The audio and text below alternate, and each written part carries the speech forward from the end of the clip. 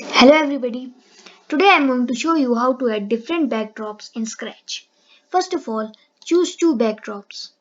Like I have chosen blue sky and the garden rock. I want that the blue sky appear first and after that the garden rock.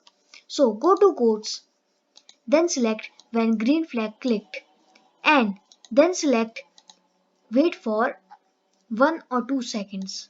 Like I will choose 2 seconds. And after that we go to looks and switch backdrop to garden rock. You can do this in the stage settings and your background will appear as this.